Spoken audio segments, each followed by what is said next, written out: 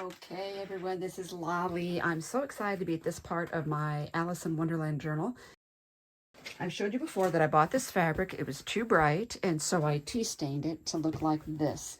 I think that matches what I'm doing better.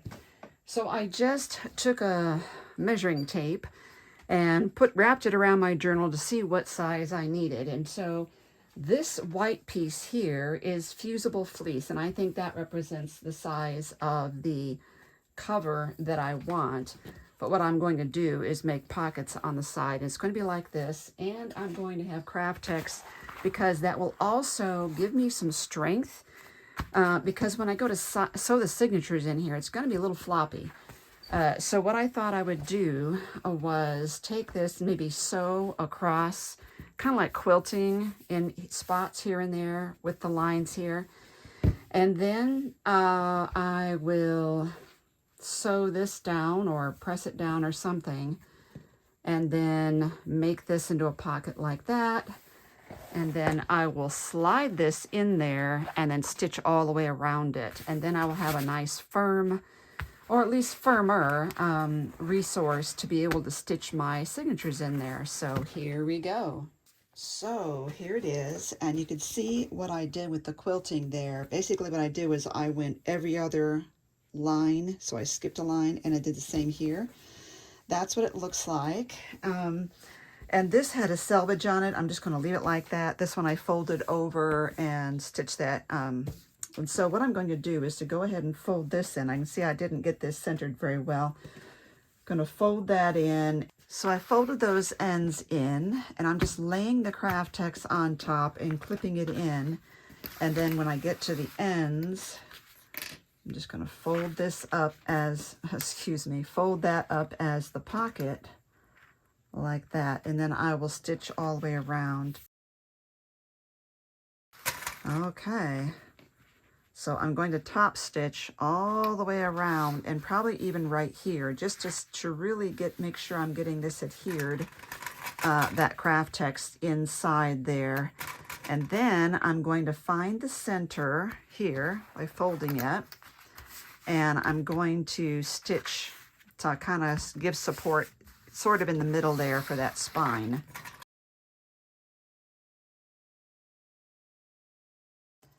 Okay, now I realize this is a really quick explanation of what I'm doing, but I'm making this up as I go along. So I found the middle, I drew it on the kraft-tex, then I drew a line that is 1 1/8 inch out from here and 1 1/8 inch out that way. That would be where my 3 signatures are going to be sewn because they're so chunky they need room. And then I just top stitched on the outside of that last line just to kind of give it stability, because really this isn't attached to the kraft-tex anywhere in the middle, and I think that will help it to gain some stability there. So now what I need to do is find the center here. Let me get my pencil back because this is not a perfect size. 8 3/4 should be 4 3/8. Let's see if that's correct. Yep, 4 3/8. And that is where I'm going to put the center mark. So 3/8 is between 1/4 and 1/2. Now I need to figure out where I want to do, because we need 3 holes, so I need another hole here and here. Let's see, I think I want it closer to the end, so let me think. Let's start on this end and say, let's come in. I'm just going to go with what looks right. You know, you've got to do this your way, so I'll do 1 1/4 in.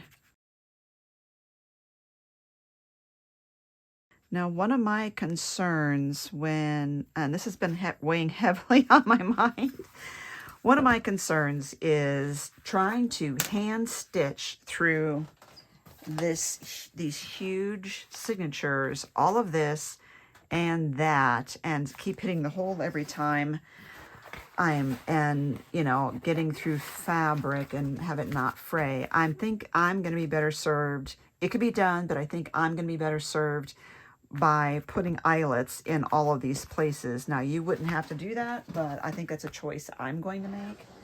And since you can't reach in here with a crocodile, I'm going to use the big bite and set that to 1/8 for the hole punch, and I'm going to punch so it's 9 holes here, and then put eyelets in all those. And I'm going to give you a link underneath this video to how to set perfect eyelets, and I think that will really help you. So that is done. I used red eyelets. I think that is going to be really fun.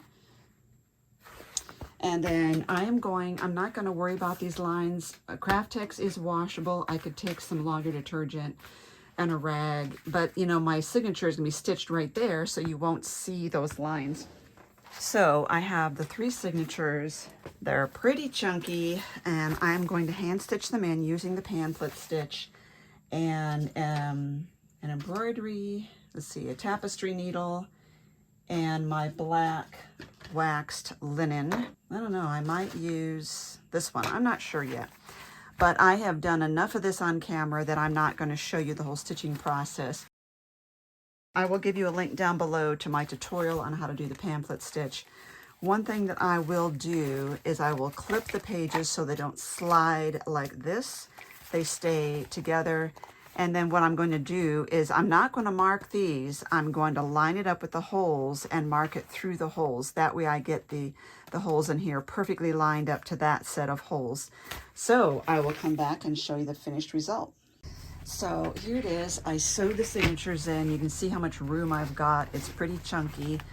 It did well. I decided to go with the cream color linen thread because of this one right here. This signature, I didn't want to have black coming out of here with that clock. Simple decision, but okay. So all I have to do is put my ribbons on here to tie it, and maybe a little decoration. So this is from the very beginning. I knew that I wanted to use that. It's called a bookmark. I wanted to use that, so I glued the chipboard clock on here, and I actually glued and stitched this little bit of lace, and I just did some decorative stitching here. I'm keeping it pretty simple on the cover. I'm going to put that on there. I do want this key to be here.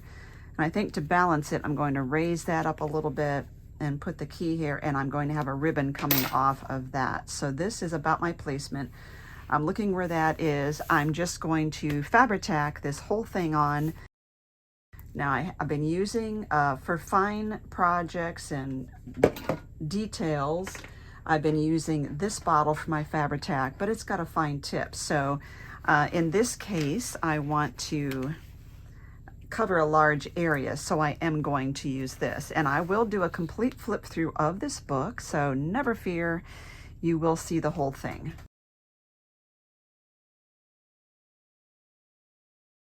Now I'm only going to do the part of the lace that's right next to this cardstock, and then I will do the rest once I get this on the cover.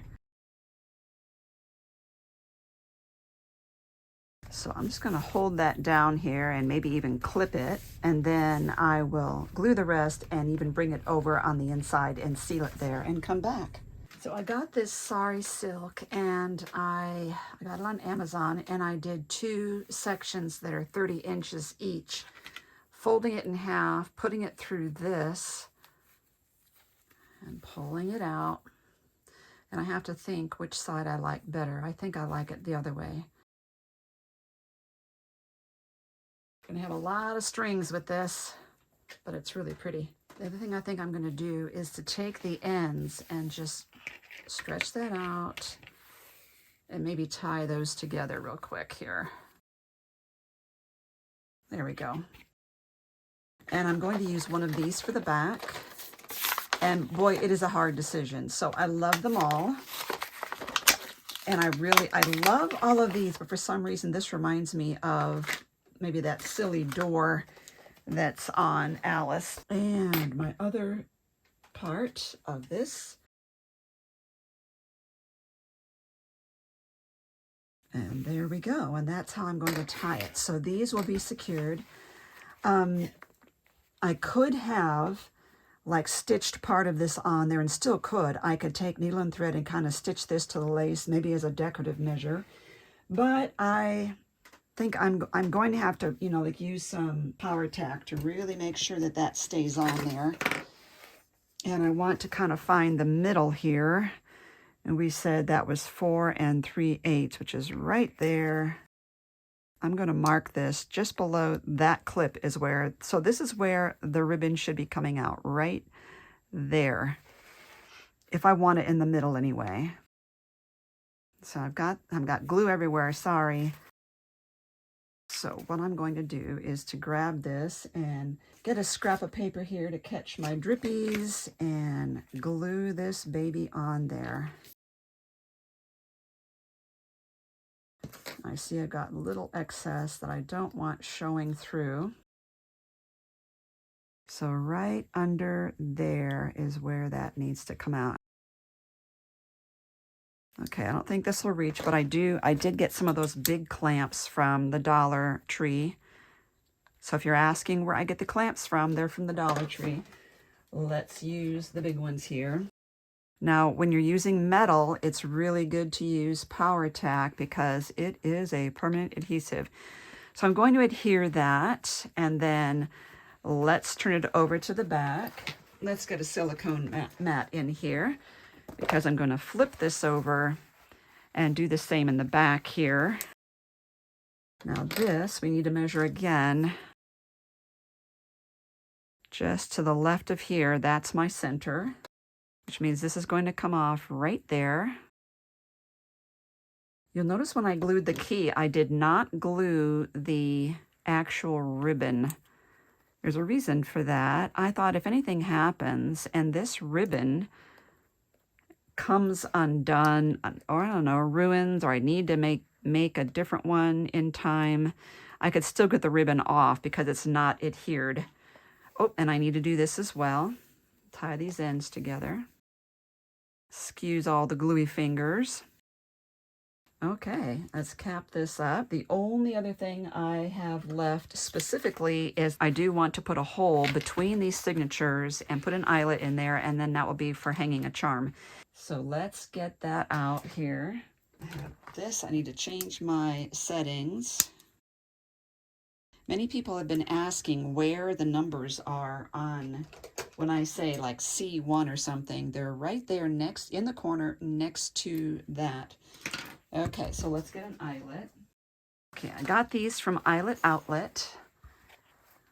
And I can manipulate this now because I've got these clamps on there. Something else I thought about, since I spaced my my signatures so far apart, and I did think of this ahead of time, I could put a pen loop right in here and put a pen. It would fit perfectly in there, but I decided not to. Let's get in there. Big hole. And you will notice that you get a little bit of a fabric flap there that you need to trim off. And then we'll get that eyelet going here. Ta-da! Perfect. I love it. All I need to do is, now I have a place that I can hang charms, and I could put one here as well and have double charms. Or I could put one here and have a chain going between them. There are so many possibilities, and I will think that all out. Thank you for watching. There will be a complete flip through coming your way. Please leave a comment down below. When you see a flip through, do you prefer me just going through the whole thing, flip, flip, flip, flip, like with soft music in the background? Or do you prefer the kind of flip through that shows every little thing I did, like I can say where I picked something up or what I did for that technique, etc. So in other words, explanation. Or would you rather have me 2 videos, one of each? Thank you for watching, everyone, and thank you for subscribing.